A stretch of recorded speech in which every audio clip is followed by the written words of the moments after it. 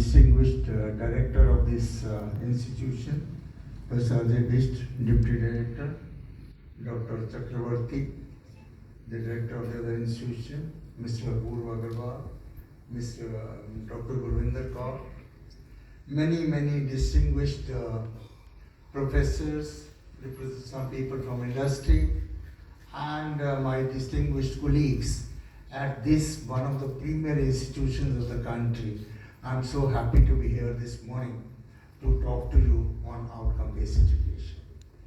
I think half of my time has been taken by Rajesh out of emotions. But I hope I'll not cut short what I want to say in 15-20 minutes, even if it cuts into your tea time 5 minutes. I'm very happy that you have established an institution by the name CAPSL. Why I'm happy about it is because focus is on student learning. The problem of this country has been, despite whatever we have been saying, focus has been on teaching. Very rarely the focus has been on learning, whatever we may say otherwise. And when we say outcome-based education, it really means, I can start with a sentence which I used in a convocation last month. I said, when teachers shift their focus from कि मैंने क्या पढ़ाना है से कि मैंने बच्चे को क्या बनाना है, then outcome-based education will happen. What I wish to teach is secondary.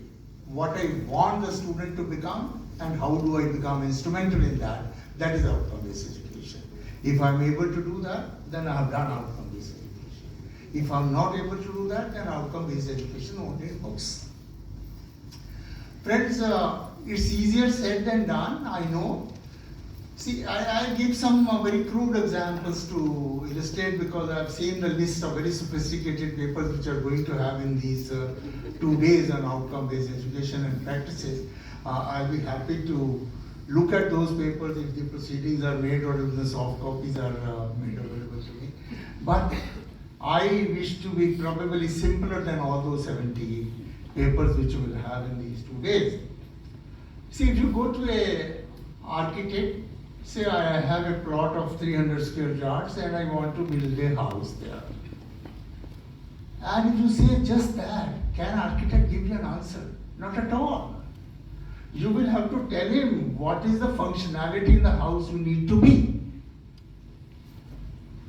But when we produce engineers, we don't want to talk about functionality. We just say that this is the scheme of study. So architect will have to ask you, what do you want? You will have to say, I want a double-story house, I want a separate area for students, for my son's study, for my daughters, and this, that. Some guest room. Unless you design the specifications as per your choice, the world's best architect cannot help you to design the house of your liking. Now that is the problem, and then you ask him what will be the cost. He says it will require about so many metric tons of steel, so much of sand, cement, and so on and so forth. You listen to all that, you buy all that cement, sand, steel, wood, and dump it in your plot. Does it become a house? You purchase everything as per architect's requirement. Does it become a house? Certainly not. And when it comes to teaching a student, I start believing if I have given 3 courses in physics, 3 in mathematics, 2 in chemistry, 4 in this, 3 in this, there is no reason on earth why he should not be a good engineer. Now that's my mistake. All the inputs do not make the desired outcome. This hard fact has to be realized. You give all the building blocks to a child and say make a puzzle out of it. Building blocks are all complete, well made, well designed, but unless he understands the threads between them, the interconnections between them, he can never make a puzzle and he can never be happy. Now you have given child all the building blocks, but he's still not happy because he has not been taught how to interconnect them. That is the problem with our teaching methodologies in almost all teaching institutions. We believe too much on building blocks, but too little on interconnection between the building blocks. And as a matter of fact, greater or older an institution becomes, I'm sorry, we have this problem. Senior professors are not prepared to shed out their subject. Come what may, this topic has to remain. Come what may, this topic has to remain. With all that, where is the time what the student wants to learn? 4 years or 4 years. And our problem, therefore, is to shed off some of our knowledge, in some sense, some of our weight, then only we'll go to outcome-based education. I give an example normally in very rough language, but makes sense. It says, unless the nature taught the snake to shed its skin every year, the snake will have to die. There is no method for the snake to survive unless it sheds its skin every year. That's the nature's method of reproduction. We survive in education institutions without shedding our skin for 50 years and believe that we will become a great snake. Friends, unless we wish to really change in the real sense of the word, shed off some of the old things, shed off some of the knowledge which I have immersed, the outcome-based education will not happen, because when we graduated, outcomes expected were different than for today's graduate. In 1950, just in 1950, the rate of change of knowledge used to double in about 25 years. Just in 1950. Today, knowledge doubles in less than 25 days. Now, if you have to make an engineer or a doctor today, with this rate of doubling of knowledge, how will he or she survive by my rate of learning? Obviously not. So we will have to be very sure of the change, and we'll have to define the outcomes in the very rightest sense to the possible. It's a subjective thing. Outcomes will not be able to be very clearly defined, but unless the outcomes are defined and they are connected to all the inputs, outcome-based education. I'm reminded of a very short story which has many messages to convey. Most of you are engineering background, I believe, so you know physics to some extent. Even if you have forgotten, still we know something. They say a professor gave a question in the examination hall. How do you measure the height of a tall building with the help of a barometer? I repeat, how do you measure the height of a tall building with the help of a barometer? I think all of us know the right answer to this question by G and all that. A student wrote, I tie the barometer to a rope, go to the top of the building, hang the rope down. When the barometer touches the ground, I pull it up, and sir, the length of the rope is the height of the building. Now, if teacher was aware of outcome-based education, this is a perfect answer. Because the student has used the barometer, and student has given the right result about the height of the building. But teacher was not outcome-based education. Teacher was what I taught is right thing. So he didn't agree to pass the law. A student was also a little crazy, the type of students which have changed the whole world. I'll tell you the name which I can't vouch for it, but I've read. So the student said, sir, you can't fail me. There is no reason you can fail me. You read your question and you read my answer. What is wrong with this? And, well, we as administrators, Dr. Nair would probably agree with me, it becomes very difficult for us at times to hold the student right in front of the teachers, even if we know he's right. This becomes an administrative difficulty at times. We'll have to come out of it also, the passage of time, if we have to really mean out of education. And in such a scenario, probably the director knew, or the Vice-Chancellor knew the student is right. Still we have a $1 million solution. Ask an expert from outside. So an expert was invited and he was told the problem. Well, expert also felt that the student has a spark, is not wrong, but he is not used physics, that's also a fact. So he said, all right, you come tomorrow and I'll give you a retest in physics. The student went again and he said, here is the blank answer book. You are given half an hour. You write the answer to the same question. So question paper is also known. And after about 25 minutes, the expert finds the student has written nothing. He said, what the hell, you're not writing anything. Yeah, don't you know the answer to this question? He says, sir, I know.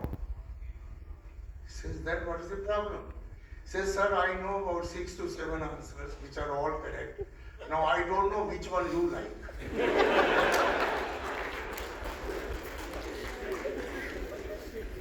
Because you will pass me only when you like the answer. You don't have the patience even to read the answer. By that time, the expert felt that this boy cannot be taken lightly. He will have to be passed and given good grade. So he started discussing. He said, what are the answers like? He says, sir, there are many answers. Take a pencil in your hand, barometer in your hand, and start climbing the stairs of the building. Marking 1, 2, 3, 4. When you reach the top of the building, 21,764 marks, 21,764 multiplied by the length of the barometer is the height of the building. He says, don't be funny. He says, sir, I'm not being funny. But even funny answers are okay in life. He says a funny answer would be, I'll go to the chief engineer of the building and say, my dear sir, here is a beautiful barometer as a gift for your daughter. Please open your logbook and tell me the height of the building. That also is a correct way of answering. But my dear boy, you know it is subject of physics. Can't you use physics? Sir, if you are obsessed with physics, let me tell you, I'll go to the top of the building, have the barometer in hand, throw it down with a stopwatch, measure the time, and apply the physics formula as is equal to UT plus R.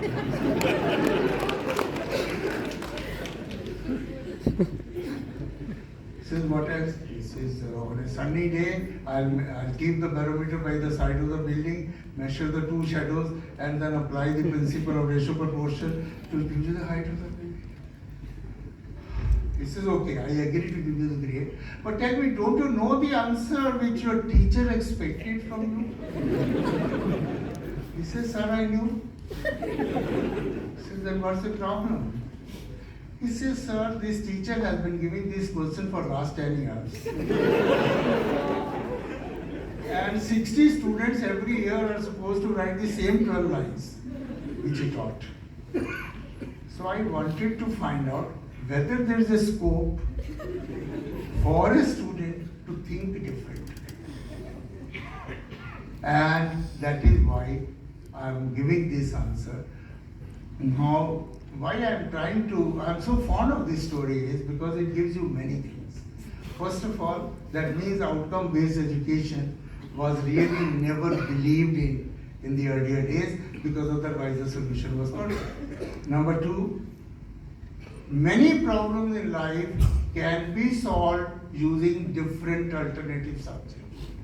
The solution to the same problem is possible using physics or using chemistry or using mechanical engineering at times, and for us as a teacher of one subject to believe that I only have the knowledge to solve this is the greatest myth which we have in this world. And that is where the branches have become very important and the subjects' boundaries have become very different and so on and so forth. We have all thrived in the boundaries rather than the content of the subjects. So my dear friends, if outcome-based education has to be practiced, you have to look at the outcomes, believe in them, and then whatever is the road to reach. If you have to reach Mount Everest, whether you reach via Nepal, Bhutan, China, Tibet, it doesn't matter. That has to be the philosophy of outcome-based education. My outcome is this. How do I reach is okay. And if different students reach in a different manner, I should be very open to accept those alternative approaches. Then only outcome-based education really happens. Friends, we have been talking about multidisciplinary education these days a lot. Because what had happened was, we had started believing that more and more higher level subjects I teach, more and more bright people I am creating. That simple hypothesis itself is now proving counterproductive. We have excellent air conditioning engineers who do not know what is mechanical engineering. We have excellent mechanical engineers who do not know what is engineering. We have excellent engineers who do not know what is science. And we have scientists who do not know what is a good human being. And therefore everything goes down the drain ultimately, so on and so forth. I'm trying to say, we are trying to make a third story of a house very beautiful without caring for the foundation and the ground floor and the first floor. And staying in the third floor, I'm enjoying life. How many years you can estimate yourself? That is what was going on. And outcome-based education says that you have to go downwards. Whenever I used to go for visits for accreditation, I would ask a mathematics student, why are you studying differential equations? The only answer I got was, sir, it is in the syllabus. I never got any other answer. I think you can try this anytime. Now, and therefore, the student feels he is being tortured by teaching these things which are of no use to him. Now, if I tell a mechanical engineering student, well, my dear boy, if you want to become a refrigeration engineer, you will have to learn heat transfer and mass transfer. For learning heat transfer and mass transfer, you will need to solve partial differential equations.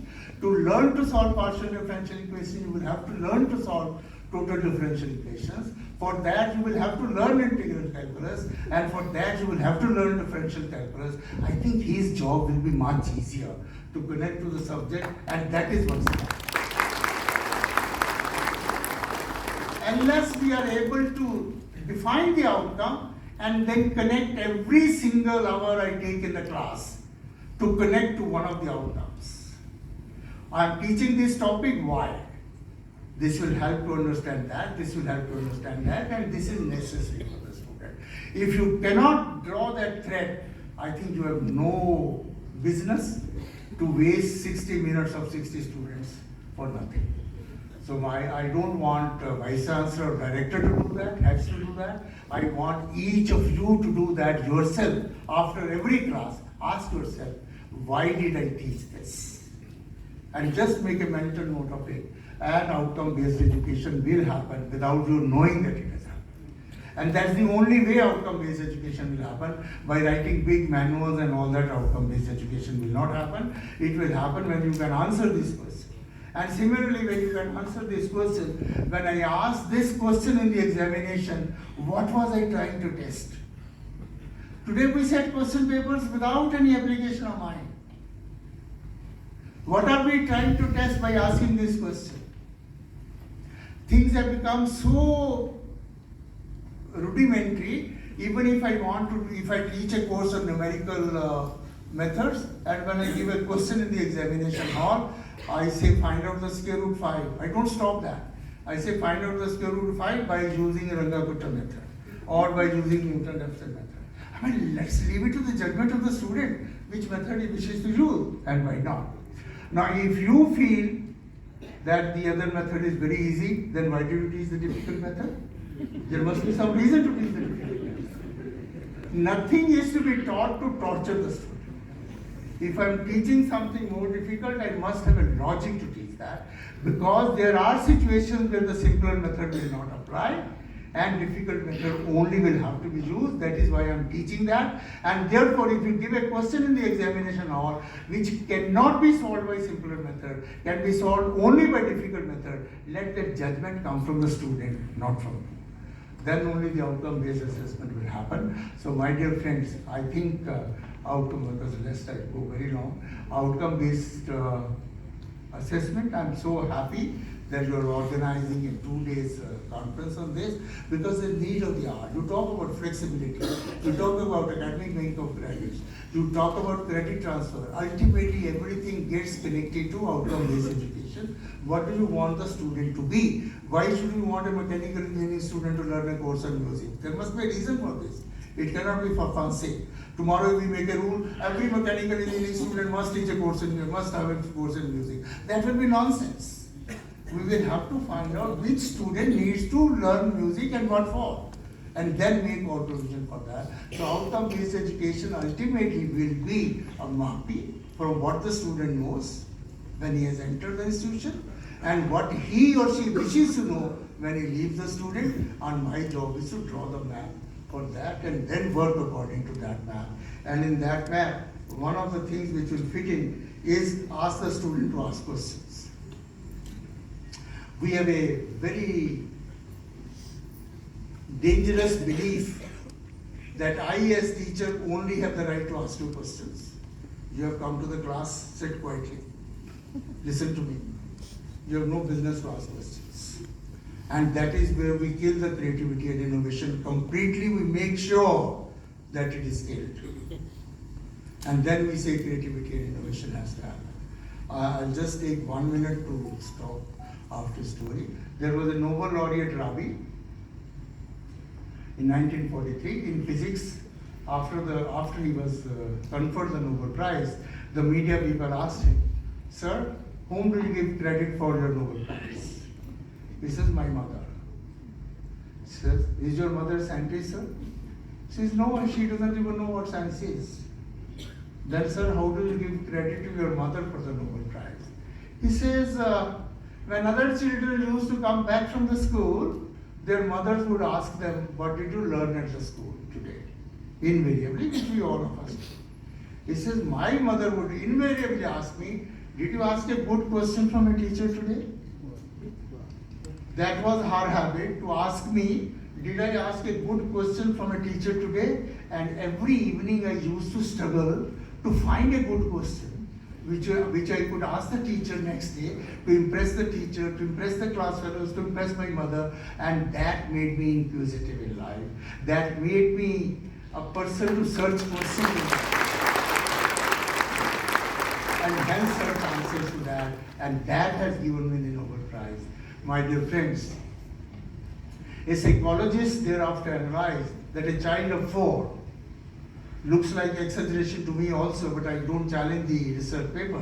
A child of 4 asks about 73 questions per day. These questions may be nonsensical. "Mama, why do you want me to wear the shirt? Why don't you allow me to go to the stairs? Why don't you allow me to go to the fire?" But 73 questions per day, and it makes me feel, do I allow 73 questions from nursery to Ph.D.? Probably not. Let's change that. Knowledge will grow exponentially only when you allow the students to ask questions. Knowledge will grow only linearly if we keep on teaching. And linear growth will not take us to where we wish to. It has to be exponential growth. So my dear colleagues from different institutions or from this institution, my earnest request to you would be to change us a little bit to make sure that the next generation can take us to where we deserve to go. With this, I thank the management for me to be given a part, to be made a part of this great conference. Wish you all the very best. Thank you very much.